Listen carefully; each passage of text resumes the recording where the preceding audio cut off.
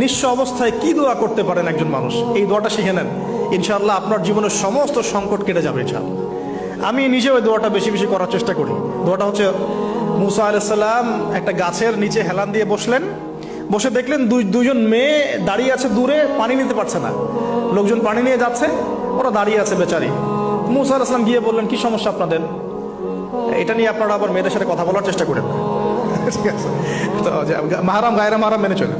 তারা বললেন যে আমাদের বাবা অনেক বৃদ্ধ মানুষ, আমরা পানি নিতে পারি না যতক্ষণ না আমাদের কম পানি নিয়ে চলে যায়। মুসা আলাইহিস সালাম একটু বললাম না, ফিজিক্যালি খুব স্ট্রং ছিলেন, থাকে না বডি বিল্ডার, সামনে গিয়ে কথা বলে সরো পানি নিতে দাও, তখন মানুষ একটু মূল্যায়ন করে না। তো মুসা আলাইহিস সালাম এভাবে পানি নিয়ে দিলেন এবং বাছুরদেরকে পানি পান করালেন, করিয়ে গাছের নিচে এসে বসে আছেন। বসে বসে তিনি দোয়া করছেন, এই যে দোয়াটা তিনি দোয়া করছেন, রব্বি, একটা নেক কাজ করলেন, নেক কাজ করলেন না, মানুষের উপকার করলেন, নেক কাজ করে এসে গাছের নিচে বসে দোয়া করছেন, আল্লাহ এখানে তো আমার খাবার পানি বাসস্থান কিছুই নাই, আমি কি করব?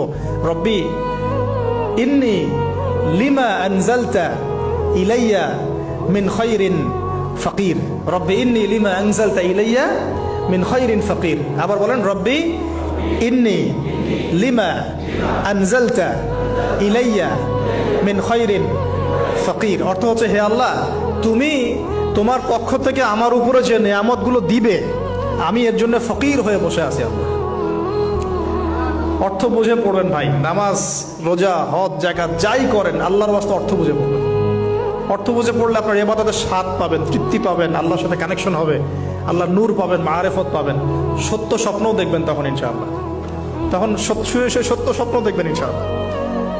আল্লাহ পাক তৌফিক দান করবেন। এবার আল্লাহ পাকের সাহায্য নেমে আসলো, ওই দুই মেয়ের মধ্যে একজন হেঁটে হেঁটে চলে আসে। এবার এই মেয়ের হাঁটা সম্পর্কেও কোরআন কথা বলেছে, সুবহানাল্লাহ। এই মেয়ে কিভাবে হেঁটে এসেছে এই হাঁটার বর্ণনাও কোরআন দিয়েছে। কোরআন বলেছে এই মেয়ে হেঁটে আসছে লাজুক পায়ে। এখন আপনি এই পুরো ওয়ার্ল্ডের মেয়েদের হাঁটা দেখেন, লজ্জা আছে? তাহলে মেয়েদের সাথে লজ্জা একটা গভীর সম্পর্ক আছে। এই মেয়ে প্রশংসা আল্লাহ পাক কোরআনে করলেন, লাজুক পায়ে লাজুক ভঙ্গিতে অবনত নয়নে সে হেঁটে আসলো। এখন আপনি কেলে যান, গো টু খেল, আপনাদের টুইন টাওয়ারে যান, দেখেন সবার হাঁটা চলা দেখেন। হায়া লজ্জার কোনো বালাই আছে এখানে? আমি গত লেকচারে বলেছিলাম যে আদম আলাইহিস সালাম এবং হাওয়া আলাইহিস সালাম, ইবলিস তাদের সাথে প্রথম যে আচরণ করেছে ওই ফল খাওয়ানোর পরে, সেটা কি? তাদের গা থেকে পোশাক খুলে পড়ে গেছে, মানে নগ্ন করে দিয়েছে আমাদের পিতামাতাকে, মহাবিশ্ব নগ্ন করে দিয়েছে কে? ইবলিস। তো এখন এই পৃথিবীতে আমরা যারা নগ্নতার চর্চা করছি, তার কার এজেন্ট আমরা বুঝতে বাকি আছে? আমার কথা কি বুঝতে পারছেন কিনা? এই কানেকশন মেলানোর চেষ্টা করেন, ডটসগুলো মেলানোর চেষ্টা করেন। সামনে যাই প্রিয় ভাই, এই মেয়ে এসে বলছে, আমার বাবা আপনাকে ডাকেন, আমার বাবা আপনাকে ডাকছেন। তিনি গেলেন, বাবা শুআয়ব আলাইহিস সালাম। তখন এক বোন ইনডাইরেক্টলি বাবাকে বোঝাচ্ছে যে বিয়ে শাদী দিলে ভালো হয়।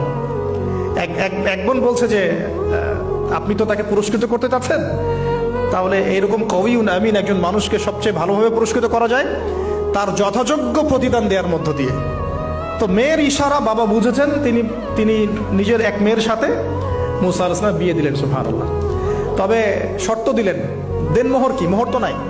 মোহর কি এবার? মোহর হচ্ছে 8 বছর তোমাকে আমার ফার্মে কাজ করতে হবে। এটা আগেকার একটা স্টাইল ছিল, সুন্নাহ।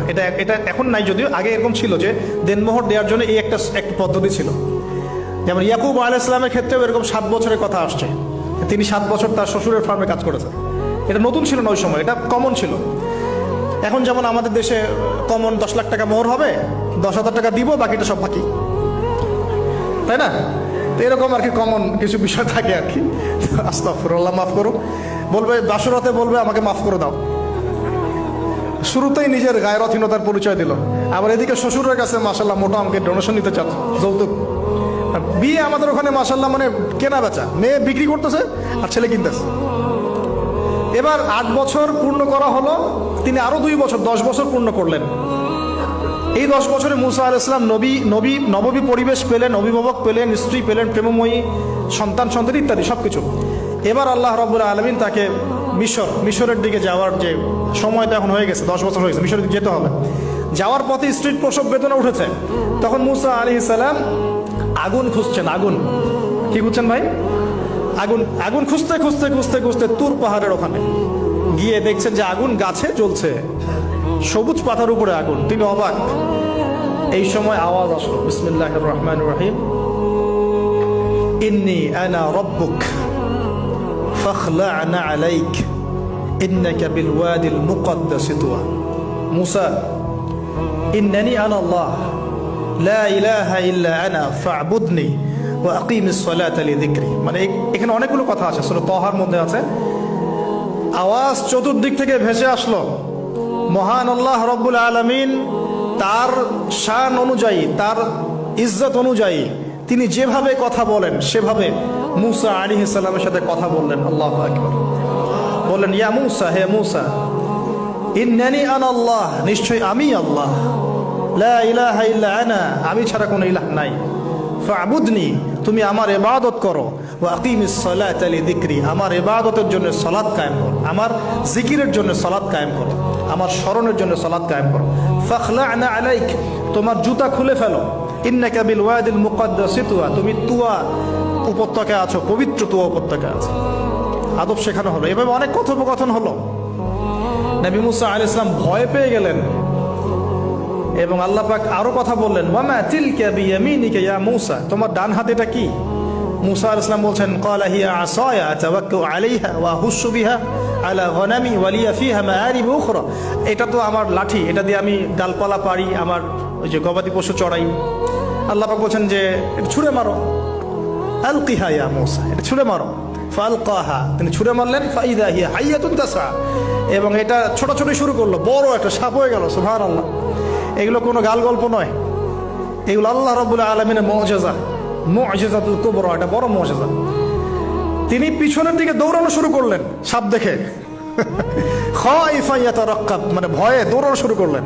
আল্লাহ পাক বলছেন, লা ইয়াখাফু লাদাইনাল মুরসালিন, আমার কাছে রসুলগণ ভয় পায় না, তুমি ভয় পেও না, তুমি ওটাকে ধরো পিছন থেকে, সেটা আবার লাঠি হয়ে যাবে। পিছন থেকে হাত দেওয়া হলো, লাঠি হয়ে গেল। সুবহানাল্লাহ। এবার বলছে যে তুমি তোমার বগলের নিচে হাত ঢুকাও। মুসা আলাইহিস সালাম বগলে হাত ঢুকালেন, বের করলেন, হাত থেকে টর্চ লাইটের মতো আলো বের হওয়া শুরু। এটা দ্বিতীয় নিদর্শন। কেন দেয়া হলো নিদর্শন? এবার আল্লাহ পাক তার দায়িত্বটাকে বলছেন, তোমাকে নিদর্শনগুলো কেন দিলাম, তোমাকে মনোনীত কেন করলাম, কেন তোমাকে মনোনীত করলাম? মুসা, তোমার কাজটা কি? তোমার কাজ এখন এটা, ইযহাব ইলা ফিরআউনা ইন্নাহু তাগা, তুমি ফিরআউনের কাছে যাও। ফিরআউন সীমা লঙ্ঘন করেছে, মনে আছে ফিরআউনের কথা? সীমা লঙ্ঘন করেছে। তখন মুসা আলাইহিস সালাম তার অপারগতা প্রকাশ করছেন এভাবে। তিনি বলছেন, আল্লাহ, আমার তো জিহ্বায় জড়তা আছে, আর আমি তো ওখানে এক ব্যক্তি, আমার খুনের অভিযোগ আমার কাঁধে, আমি এখন কিভাবে কি করবো আল্লাহ? তখন আল্লাহ রাব্বুল আলামিন বলছেন, এই দোয়াটা করো। কোন দোয়া? মুসা আলাইহিস সালাম বললেন, রব্বি ইশরাহ লি সাদরি, হে আল্লাহ, আমার বক্ষ প্রশস্ত করো, ওয়াসসির লি আমরি, আমার কাজকে সহজ করে দাও, ওয়াহলিল উকদাতাম মিন লিসানি, আমার জিহ্বার সমস্ত জড়তা দূর করে দাও, ইয়াফকাহু কাওলি, যাতে মানুষ আমার কথা বুঝতে পারে। আর আমার সাথে আমার পরিবারের মধ্য থেকে ওয়াজআলনি ওয়াজিরাম মিন আহলি, আমার পরিবারের মধ্যে একজন ওজির আমাকে দাও, সাথী। হারুন আখি, আমার ভাই হারুনকে দান কর। সুবহানাল্লাহ। হারুন আলাইহিস সালামকে নবুয়ত দেয়া হলো, দুজনকে আল্লাহ পাক এখন বলছেন, ইযহাবা ইলা ফিরআউন, তোমরা দুজন এখন ফিরআউনের কাছে যাও।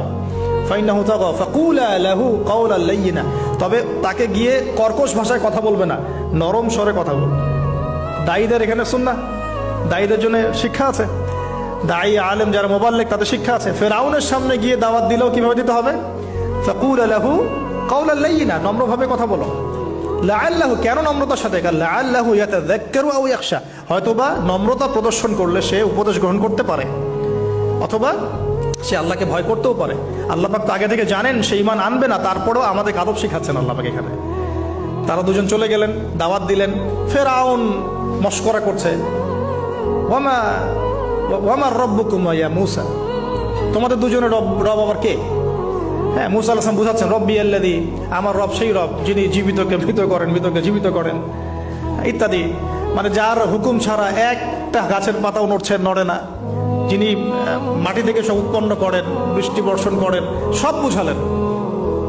ফিরআউনের বক্তব্য তখন এটাই ছিল, তোমাদের কাছে কি কোন নিদর্শন আছে, কোন আয়াত নিদর্শন আছে? হ্যাঁ, নিদর্শন আছে। কি? লাঠি ছুঁড়ে মারলেন, সাপ হয়ে গেল।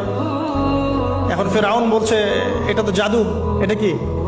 আমার জাদুকররা ওটা পারে, জাদুকরটাকে ডেকে না হলো, জাদুকররাও লাঠি ছুঁড়ে মারলো, সাপও যাচ্ছে। কিন্তু এই বড় সাপ ওদের সব সাপকে খেয়ে ফেললো। তখন ফেরাউন কিন্তু ভয় পেয়ে গিয়েছিল।